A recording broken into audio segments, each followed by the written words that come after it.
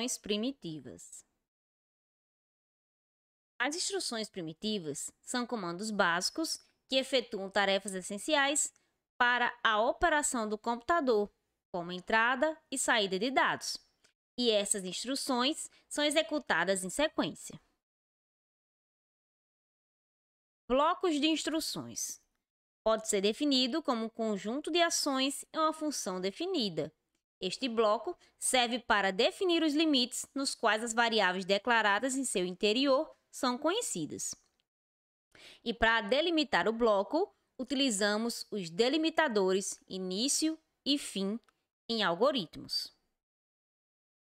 Então, aqui nós temos um exemplo de um bloco de instruções e ele é constituído desta forma aqui.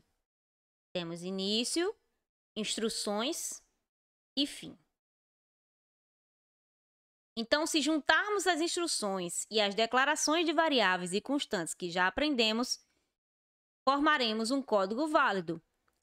Ou seja, teremos este código aqui, com as declarações das variáveis e as instruções com as suas atribuições, né? Que no caso aqui do exemplo, estamos tendo atribuições para as variáveis altura, filhos, netos, quantidade, aberto, resposta, e com os delimitadores que acabamos de aprender do bloco de instruções, que vai ser o início e o fim.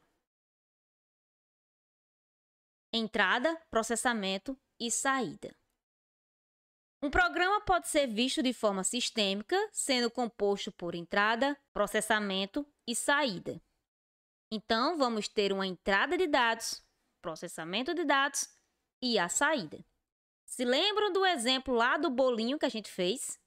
Onde tínhamos os ingredientes, mistura de ingredientes e como resultado tinha o bolo?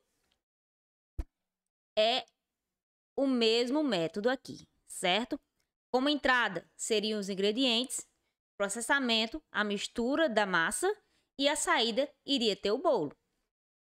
Então, para que o programa possa atender às diferentes necessidades do usuário, basta que este possa informar ao programa quais valores ele deve processar e então aguardar o resultado. Entrada de dados. É aqui onde o usuário pode informar dados que serão utilizados pelo programa em seu processamento.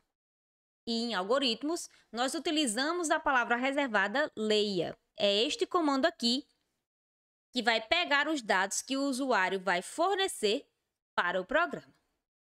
E a finalidade deste comando é atribuir o dado a ser fornecido à variável identificada.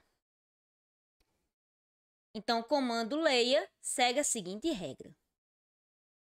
No caso, seria desta forma aqui. E na representação de diagrama de blocos, nós temos desta forma e no fluxograma desta forma aqui. No nosso primeiro exemplo de entrada de dados, eu trouxe aqui para vocês o modo como utilizamos o comando leia em algoritmos. E nós temos também a saída de dados, que é onde os dados serão apresentados na tela.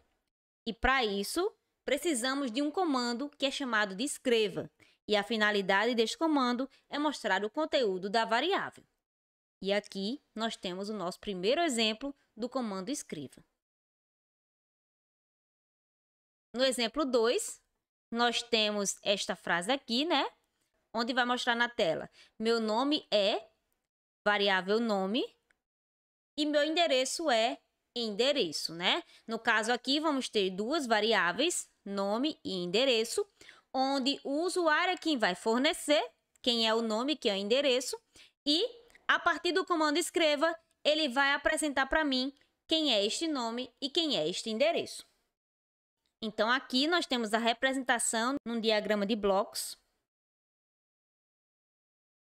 E no terceiro exemplo, nós temos um algoritmo completo aqui com o comando escreva e uma representação gráfica através do fluxograma.